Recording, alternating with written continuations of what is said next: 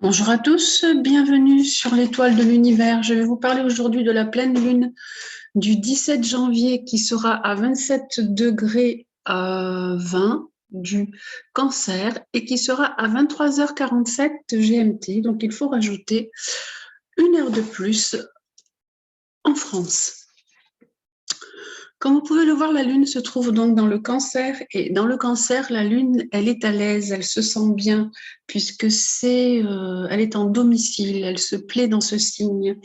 Elle nous parle de douceur, de foyer, de tendresse, de cocon, de famille, de nid. Elle nous connecte avec le monde de l'enfance, avec le monde des émotions. Avec cette Lune, c'est une Lune qui est dans un signe d'eau. Donc, nos émotions peuvent être un peu plus fortes. On peut ressentir un peu plus nos émotions avec cette pleine lune. Il va falloir les accueillir, ressentir et vibrer autant la joie ou autant la tristesse, selon ce que l'on ressent. Cette pleine lune nous demande protection et amour pour le foyer. En fait, elle correspond vraiment à la situation dans laquelle nous sommes en ce moment. Le Soleil, lui, se trouve en Capricorne et ainsi il est conjoint à Pluton. On peut voir que les deux planètes sont l'une à côté de l'autre. Et le Soleil nous parle du conscient, de la lumière. La Lune nous parle de l'inconscient. Et Pluton, lui, nous parle des forces sombres qui nous parle de choses, nous parle de mort, de transformation, de pouvoir. Et le Capricorne est le signe qui représente la société. En fait, cet aspect que nous avons dans le ciel représente vraiment bien la situation dans laquelle nous sommes en ce moment, le tiraillement que nous ressentons entre ce qui nous est imposé par le règlement, par la société. On a des obligations, on doit vraiment être responsable de notre vie. Et en face, on a tout ce qui est famille. Donc, on est tiraillé entre nos devoirs, nos obligations, ce que l'on doit faire et la famille, les enfants, ce qu'on a envie de mettre vraiment dans la douceur, dans la bienveillance et la protection. Cette lune, vraiment, elle nous demande, elle favorise aussi la créativité, les inventions. Elle nous rappelle un peu le tirage que je vous ai fait au 1er janvier, où j'avais fait un tirage de cartes qui disait « Que désire mon âme ?» Et en fait, avec cette lune en Cancer et en face le soleil conjoint à Pluton, on nous demande d'aller voir en profondeur ce que l'on désire. C'est vraiment un moment pour réfléchir à tout ça. Et on sent vraiment ce tiraillement.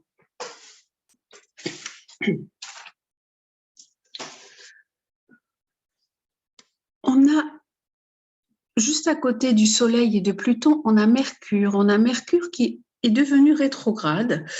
Il va être rétrograde jusqu'au 5 février. Quand Mercure est rétrograde, il est assez amusant, assez facétieux. Il peut nous faire des farces, donc on peut avoir du mal à communiquer. Les réseaux sociaux, on peut être un petit peu moins bien compris. On peut avoir des difficultés avec tous nos appareils ménagers, nos ordinateurs. Notre courrier peut être un peu retardé. Il peut y avoir des malentendus. Si vous signez des contrats, des fois les choses peuvent tomber à l'eau. Donc on vous dit avec Mercure rétrograde qu'il faut nous intérioriser. Ce petit R nous invite à nous intérioriser et à réfléchir un peu sur notre mental, à se questionner sur notre façon de voir le monde, de voir la société, parce que Mercure est en Verseau, donc sur notre façon de voir le collectif. Comment on voit le collectif, comment on s'y intègre, comment on s'y adapte, comment on s'adapte à cette société en collectivité. Comment on s'investit dans les amitiés, comment on vit nos projets collectifs. Donc, on nous demande un petit peu de réévaluer tout ça. Vénus, lui aussi, est rétrograde en Capricorne. Alors, Vénus en Capricorne, il n'est pas très, très à l'aise. Il nous propose plus de sérieux, plus de réflexion. Il nous propose aussi une introspection sur notre façon d'aimer, comment on aime. On avait déjà ce questionnement qui était posé à la nouvelle lune. Au début du mois, on avait Pluton conjoint Vénus qui nous disait est-ce que vous pouvez transformer votre façon d'aimer? Est-ce que vous pouvez lâcher sur certaines choses? Est-ce que vous pouvez faire du nettoyage sur certaines choses? Il peut y avoir des choses vraiment dont il faut se débarrasser. Et là, Vénus, il est encore dans ce signe du Capricorne pour qu'on aille aussi en profondeur et qu'on s'interroge sur cette façon d'aimer et si on peut changer quelque chose. On a toujours notre carré Saturne-Uranus, donc on voit toujours ces traits rouges qui partent de Saturne à Uranus. Donc bien sûr, on est toujours bloqué, on est toujours empêché dans nos libertés à cause bien sûr de tout ce qu'il se passe, à cause de cette pandémie qui est là et de tout ce qui est lié à tout ça. On est toujours dans des tensions, dans des blocages, des limitations et des restrictions. Mercure, il est conjoint Saturne aussi, et lui aussi, il est en carré à cet Uranus. On voit un trait rouge aussi qui part de Mercure, qui est en violet et qui va à Uranus. Donc la communication est quand même plus restrictive, on a quand même moins de partage, on est moins dans l'échange, dans la communication, dans la liberté d'échange. Vraiment, on le sent en ce moment. Il y a beaucoup d'empêchements. Alors que la Lune, elle est dans le Cancer et elle a vraiment besoin de liens, elle a vraiment besoin de douceur et de tendresse. Et on se sent assez bloqué, assez empêché sur ce plan-là.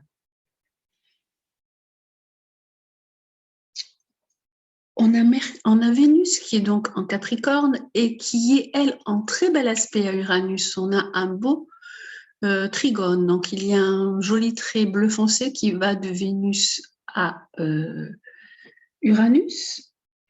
Donc, il nous dit qu'on peut arriver à se libérer. Vénus, notre côté vénusien, notre côté sentimental, il a besoin de liberté, de sérieux. Mais il manque un peu d'expansion, on se sent un peu seul. Cette Vénus, elle est un petit peu éteinte dans le Capricorne. Le lien est un peu bloqué, on peut se sentir incompris ou incomprise. Et on a besoin de réfléchir sur notre vie sentimentale et affective.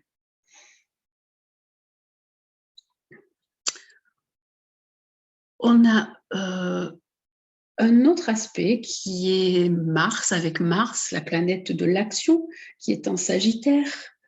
Et Mars est en carré à Neptune. Alors, Mars en carré à Neptune indique qu'on peut être un peu dans le flou pour agir. On ne sait vraiment pas comment faire, qui croire, que faire. On n'est pas dans. Des fois, on se sent un peu hors de la réalité. On aurait envie d'agir avec force, avec fougue, pour aller vers nos idéaux, vers vraiment ce que l'on croit, mais on est dans un flou et dans un brouillard. En fait, voilà, on est dans un brouillard un petit peu total en ce moment. La porte de sortie que nous avons, c'est le bel aspect qui va de Neptune à la Lune.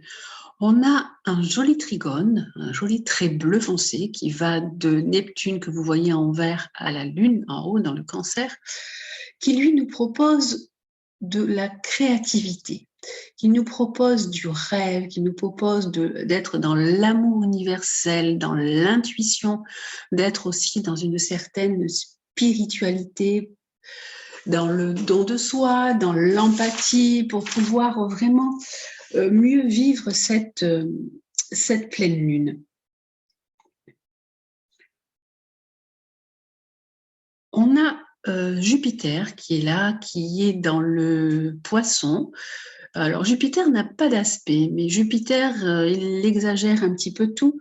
Et on a Neptune qui peut aussi représenter les virus, donc Mars qui représente l'action, on est aussi en train d'essayer de lutter contre ces virus, mais les actions sont difficiles et sont vraiment complexes, on manque de liberté.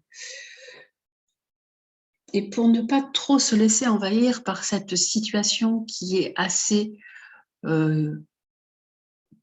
compliquée et complexe à vivre, alors qu'on a vraiment envie de besoin de douceur, de tendresse, de se retrouver en